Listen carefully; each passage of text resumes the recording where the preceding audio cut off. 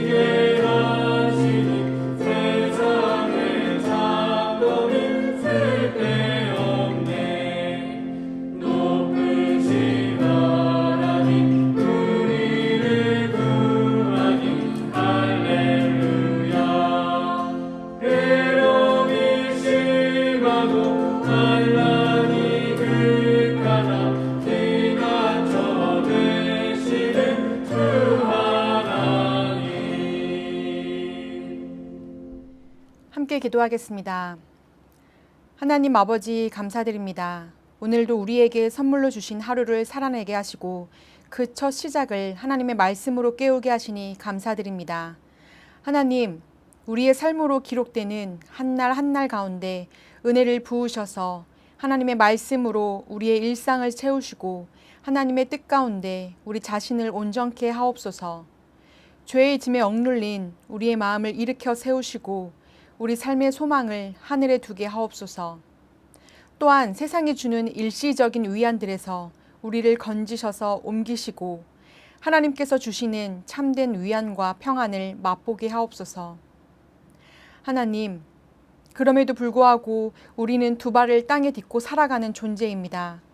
우리가 삶 가운데 마주한 고통에 잠식되지 않도록 성령께서 우리와 날마다 매 순간 동행하여 주시옵소서.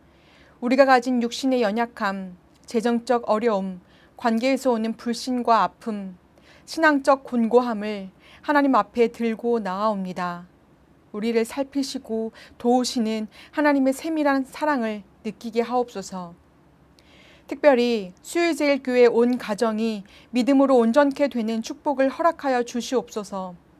부모는 자녀를 처음 잉태했을 때의 기쁨과 사랑으로 바라보게 하시고 자녀에게는 부모의 모진 세월을 공감하고 존중하는 마음이 있게 하옵소서. 또한 부부간 서로 다름을 인정하고 그리스도께서 우리를 사랑하시듯 서로를 사랑하게 하옵소서. 무엇보다 온 가정이 하나님을 바르게 경외하며 신앙의 대를 잇는 가문들 되게 하옵소서. 이제 말씀을 듣고자 합니다. 우리에게 들려주신 말씀을 통해 오늘도 하나님의 마음을 알게 하시기 원하오며 예수 그리스도의 이름으로 기도드립니다. 아멘. 오늘 우리에게 주신 하나님의 말씀은 룻기 2장 8절에서 16절까지의 말씀입니다. 이제 말씀을 봉독합니다. 보아스가 룻에게 이르되 내 딸아 들으라. 이삭을 주우러 다른 밭으로 가지 말며 여기서 떠나지 말고 나의 소녀들과 함께 있으라. 그들이 베는 밭을 보고 그들을 따르라. 내가 그 소년들에게 명령하여 너를 건드리지 말라 하였느니라. 목이 마르거든 그릇에 가서 소년들이 길어온 것을 마실지니라 하는지라. 룻이 엎드려 얼굴을 땅에 대고 절하며 그에게 이르되 나는 이방 여인이거늘 당신이 어찌하여 내게 은혜를 베푸시며 나를 돌아보시나이까 하니 보아스가 그에게 대답하여 이르되 내 남편이 죽은 후로 내가 시어머니에게 행한 모든 것과 내 부모와 고국을 떠나 전에 알지 못하던 백성에게로 온 일이 내게 분명히 알려졌느니라. 여호와께서 내가 행한 일에 보답하시기를 원하며 이스라엘의 하나님 여호와께서 그의 날개 아래에 보호를 받으러 온 내게 온전한 상 주시기를 원하노라 하는지라. 룻이 이르되 내 주여, 내가 당신께 은혜 입기를 원하나이다. 나는 당신의 하녀 중에 하나와도 같지 못하오나 당신이 이 하녀를 위로하시고 마음을 기쁘게 하는 말씀을 하셨나이다 하니라. 식사할 때에 보아스가 룻에게 이르되 이리로 와서 떡을 먹으며 내 떡 조각을 초에 찍으라 하므로 룻이 곡식 비는 자 곁에 앉으니 그가 볶은 곡식을 주매 룻이 배불리 먹고 남았더라. 룻이 이삭을 주우러 일어날 때에 보아스가 자기 소년들에게 명령하여 이르되 그에게 곡식단 사이에서 줍게 하고 책망하지 말며 또 그를 위하여 곡식 다발에서 조금씩 뽑아 버려서 그에게 줍게 하고 꾸짖지 말라 하니라. 아멘. 오늘의 그본세의 한 문장입니다. 항상 많이 가지기보다는 적게 가지기를 힘써라. 항상 낮은 자리를 찾고 모든 사람보다 낮아지도록 노력하라. 내 안에서 하나님의 뜻이 온전히 이루어지도록 항상 기도하고 바라라. 보라, 이와 같이 하는 자는 평안과 안식의 경계 안으로 들어간다. 남겨둔 이삭으로 말미암아라는 제목으로 오늘 말씀 나누겠습니다. 여러분은 기독교를 한 단어로 정의하신다면 어떤 단어로 정의하시겠습니까? 정답은 없습니다. 물론 상품도 없고요. 네, 사랑이나 자비, 긍휼 이런 단어가 떠오르시겠죠? 저명한 신학자이자 작가인 C.S. 루이스는 기독교를 은혜라는 단어로 정의할 수 있다고 말합니다. 저 역시 이 말에 동의합니다. 기독교는 하나님의 은혜로 우리에게 구원을 선물로 주심을 믿는 신앙이지요. 그래서 오늘 새벽에는 하나님의 은혜로 말미암아 한 가정이 어떻게 회복되는지, 그리고 하나님의 은혜를 입은 사람은 어떠한 삶을 살아가는지 함께 살펴보고자 합니다. 성도 여러분들께서도 잘 아시다시피 룻기는 사사시대를 배경으로 합니다. 사사시대는 어떠한 시대였습니까? 하나님께 선택받은 백성이었음에도 불구하고 하나님께 묻지 않고 자기 소견에 옳은 대로 행하던 시대였지요. 그래서 오늘 나눌 룻기의 이야기는 매우 보물처럼 소중하게 여겨집니다. 엘리멜렉은 그가 살던 베들레헴을 지독한 흉년이 들어 그 흉년을 피하고자 하나님께 묻지도 않고 그의 아내와 함께 또 그의 아들들을 데리고 고향을 떠납니다. 베들레헴은 떡의 집이라고 히브리어로 말하는데요. 또한 토지가 비옥하여 과수원이 넓게 펼쳐진 곳이었습니다. 그런 그곳에도 흉년이 들었다는 것은 그 당시 흉년은 하나님의 징계를 상징하는 것으로 보았을 때 이스라엘 백성들의 삶이 매우 악하였음을 볼 수 있습니다. 즉 하나님께 묻지도 않고 하나님의 말씀을 듣지도 않고 자기 마음대로 행했던 시대였습니다. 역시 하나님께 묻지 않고 베들레헴을 떠난 엘리멜렉의 가정은 엘리멜렉과 두 아들이 죽고 나오미와 두 아들의 아내인 모압 여인 둘만 남게 됩니다. 그 당시는 지금과 달라서 남자의 죽음은 그 가정의 끝, 파국을 의미합니다. 눈에 보이는 모든 희망이 사라진 것이지요. 그런데 룻기 1장 6절을 보니 그런 나오미에게 여호와께서 자기 백성을 돌보시사 그들에게 양식을 주셨다라는 소식이 들려옵니다. 베들레헴의 흉년이 그쳤다는 것이지요. 이어서 아시는 바와 같이 며느리 중 하나인 오르바는 자기 집으로 돌아가고 룻은 나오미를 따라 나오미가 떠나온 유다 땅 베들레헴으로 돌아갑니다. 1장 21절 말씀처럼 풍족하게 나갔던 나오미는 전능자가 자신의 삶을 괴롭게 하였고 빈손으로 돌아오게 되었습니다. 그런데요, 여러분, 우리 인생이 궤도를 이탈할 때마다 찾아오는 전능자 하나님의 괴롭힘이 은혜인 줄 믿습니다. 왜냐하면 우리는 누구나 내 인생의 풍요와 평안이 나의 결실, 나의 노력과 열심에 의한 결과인 줄 압니다. 물론 삶에는 노력이 분명히 필요하지요. 하지만 그것이 하나님의 은혜로부터 비롯되었다는 사실을 잊게 됩니다. 그러다 보면 점점 하나님을 잊어버리고 하나님께서 베풀어 주신 은혜를 잊게 되고 세상의 허황된 약속에 눈을 돌리게 되는 것이죠. 그런데요, 우리의 심령이 가난해지면 하나님의 은혜만을 간구하게 됩니다. 마태복음 5장 3절에 심령이 가난한 자는 복이 있나니 천국이 그들의 것임이요라고 말씀하시는 것을 보게 됩니다. 가난하다라는 단어는 헬라어로 크게 두 가지입니다. 하나는 페네스이고 또 다른 하나는 프토코스인데요. 이 페네스는 하루 벌어 하루 먹고 살아가는 상대적인 가난을 이야기하고, 프토코스는 누군가 도와주지 않으면 해결할 수 없는 절박한 가난을 이야기합니다. 그런데 마태복음 5장 3절에서는 바로 이 프토코스를 사용했습니다. 즉, 우리가 절박함으로 하나님 앞에 두 손 두 발 다 들고 나아갈 때 천국의 은혜를 주신다는 것입니다. 지금 나오미가 이런 상태입니다.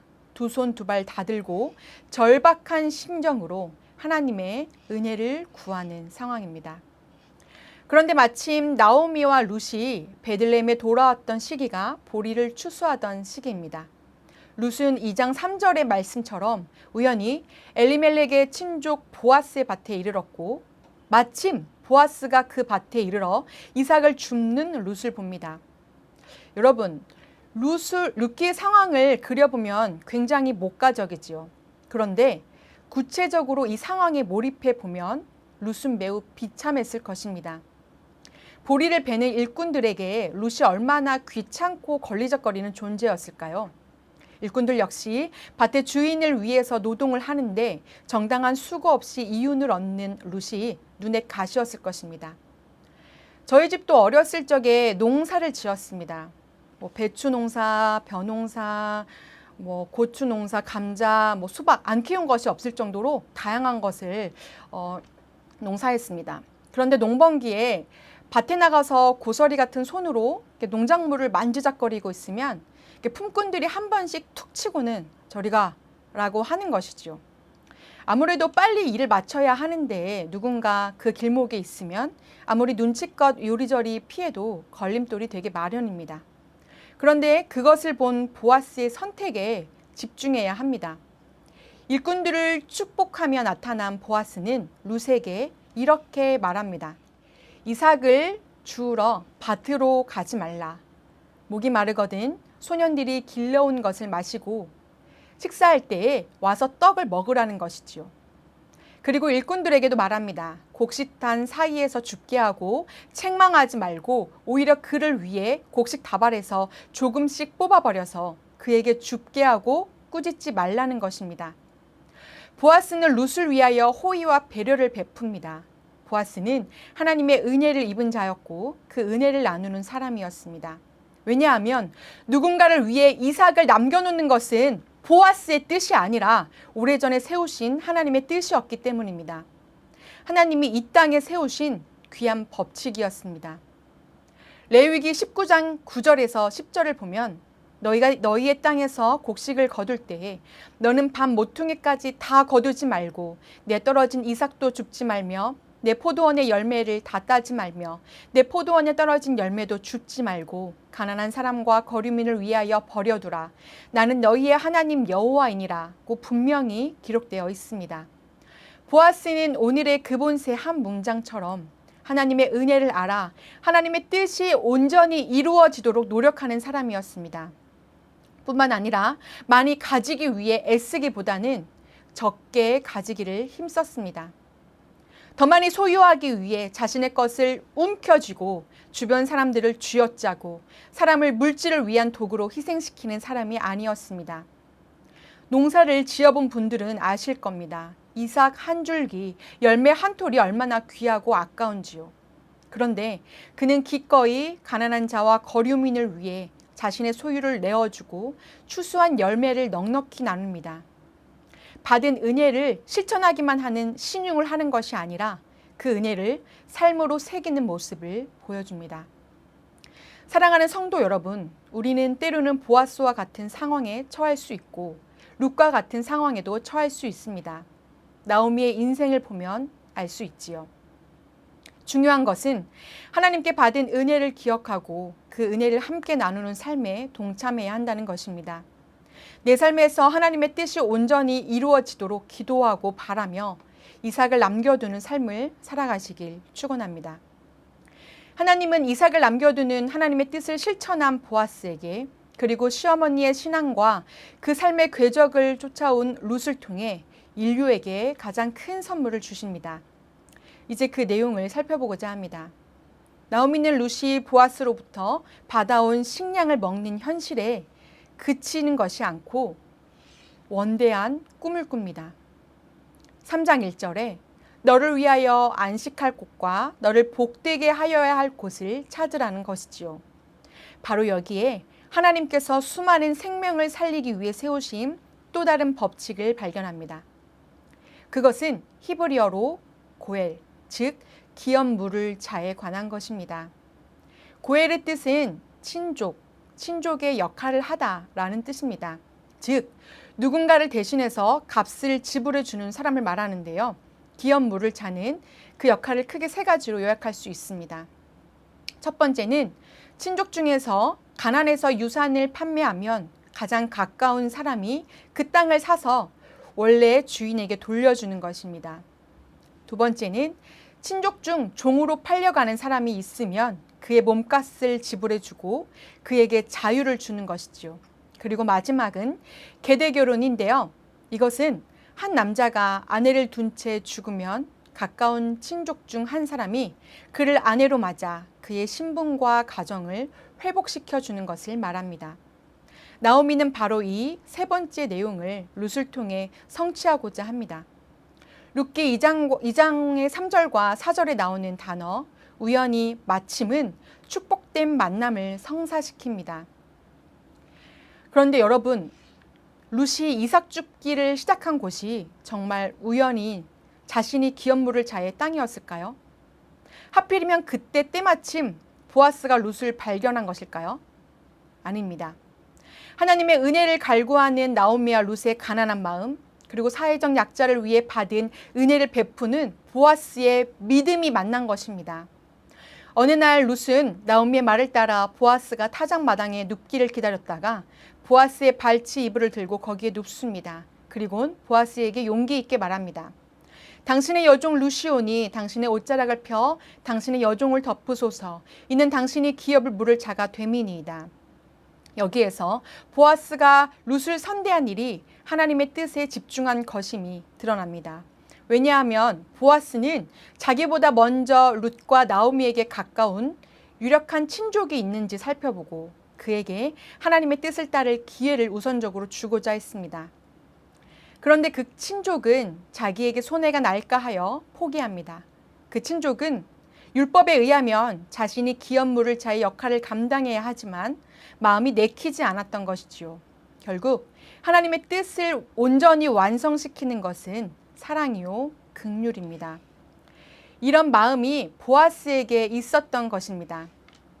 보아스는 기업 물을 자로서 룻을 아내로 맞이합니다. 보아스는 나오미 가문을 위해 기업을 물읍니다. 나오미의 잃어버린 땅과 새로운 삶을 찾아주고 룻에게는 비빌 언덕이 되어줍니다. 그리고 하나님께서는 이 둘의 만남을 통해 예수 그리스도의 계보를 준비하십니다. 룻기 4장 18절에서 22절을 보면 베레스의 계보는 이러하니라. 베레스는 헤스론을 낳고 헤스론은 람을 낳았고 람은 암미나답을 낳았고 암미나답은 나손을 낳았고 나손은 살몬을 낳았고 살몬은 보아스를 낳았고 보아스는 오벳을 낳았고 오벳은 이새를 낳고 이새는 다윗을 낳았더라. 그리고 아시는 바와 같이 다윗 왕의 후손으로 예수 그리스도가 오시지요. 그런데요 여러분, 이 기업을 무르는 일, 이 고엘은 예수 그리스도의 구속에 대한 예표입니다. 룻은 모압이라는 이스라엘 백성들이 경멸하는 이방 땅의 여인이었습니다. 표면적으로 보면 유대 땅에서 온전한 삶을 누릴 자격이 없는 인생이었지요. 오직 하나님의 은혜로 그 은혜를 입고 제대로 실천하고자 하는 보아스를 통하여 새 삶을 얻습니다. 마찬가지로 고린도전서 6장 19절에서 20절처럼 너희 몸은 너희가 하나님께로부터 받은 바 너희 가운데 계신 성령의 전인 줄을 알지 못하느냐. 너희는 너희 자신의 것이 아니라 값으로 산 것이 되었으니 그런즉 너희 몸으로 하나님께 영광을 돌리라. 아멘. 우리 역시 하나님의 구원에 참여할 자격이 없음에도 불구하고 오직 하나님의 은혜로 말미암아 예수 그리스도의 핏값으로 새로운 생명을 얻었음을 기억해야 합니다. 그리고 그 은혜를 입은 자로서 마땅히 하나님의 뜻에 행하기를 기도하며 힘써야 할 것입니다. 사랑하는 성도 여러분, 아시는 바와 같이 룻기는 사사기와 그 배경을 같이 합니다. 하지만 사사기와는 매우 큰 차이가 있습니다. 사사기에는 일일이 열거할 수 없을 만큼 이적과 기사가 많이 등장합니다. 이스라엘을 수많은 적들의 압제에서 구한 영웅과도 같은 사사들이 12명이나 등장합니다. 하지만 룻기를 보면 어떠한 이적과 기사도 등장하지 않습니다. 사사들과 같이 특별한 능력이나 용맹함을 지닌 영웅도 존재하지 않습니다. 대신에 룻기에는 십시일반하여 절박한 누군가가 이삭 줍기를 할 수 있도록 서로를 배려하고 격려하는 장면들이 나옵니다. 오늘날도 마찬가지입니다. 많은 사람들은 영웅을 바랍니다. 특별한 이적과 기사를 원합니다. 하지만 하나님은 어떤 특별한 능력을 보이시며 일하시는 것만이 아니라 우리 같은 평범한 사람들을 통해 은혜를 베푸시고 하나님의 뜻을 이루시기를 원하십니다. 오늘 그본세 한 문장에서처럼 항상 많이 가지기보다는 적게 가지기를 힘쓰는 자들, 항상 낮은 자리를 찾고 모든 사람보다 낮아지도록 노력하는 사람들, 그리고 자기 안에서 하나님의 뜻이 온전히 이루어지도록 항상 기도하고 바라는 사람들을 통해 하나님께서 일하십니다. 또한 받은 은혜를 기억하며 이삭을 남기는 자들을 통해 예기치 못한 하나님의 축복을 예비하셨을 줄 믿습니다. 사랑하는 성도 여러분, 저는 꿈을 꿉니다. 심령이 가난한 자로 룻과 나오미처럼 살아갈 때, 그리고 보아스처럼 내가 가진 이삭을 누군가를 위해 남겨둘 때에 하나님께서는 저와 여러분을 통하여 생명을 살리시고 삶을 회복시키시고 가정을 일으키시고 교회를 강건하게 하시고 나아가 하나님의 뜻을 이루어 가시길, 우리를 통해 일하시길 간절히 소망합니다. 함께 기도하겠습니다. 하나님 아버지, 오늘도 하나님의 말씀을 듣게 하시니 감사드립니다. 성령님께서 깨닫게 하신 말씀을 삶으로 이어나갈 지혜와 힘을 주실 줄 믿습니다. 하나님, 우리 모두가 하나님의 뜻에 온전히 거하며 누군가의 삶에 이삭을 남겨두는 인생들 되길 소원합니다. 감사드리며 예수님의 이름으로 기도드립니다. 아멘. 연이어 함께 주기도문 하시겠습니다. 하늘에 계신 우리 아버지, 아버지의 이름을 거룩하게 하시며 아버지의 나라가 오게 하시며 아버지의 뜻이 하늘에서와 같이 땅에서도 이루어지게 하소서. 오늘 우리에게 일용할 양식을 주시고 우리가 우리에게 잘못한 사람을 용서하여 준 것 같이 우리 죄를 용서하여 주시고 우리를 시험에 빠지지 않게 하시고 악에서 구하소서. 나라와 권능과 영광이 영원히 아버지의 것입니다. 아멘.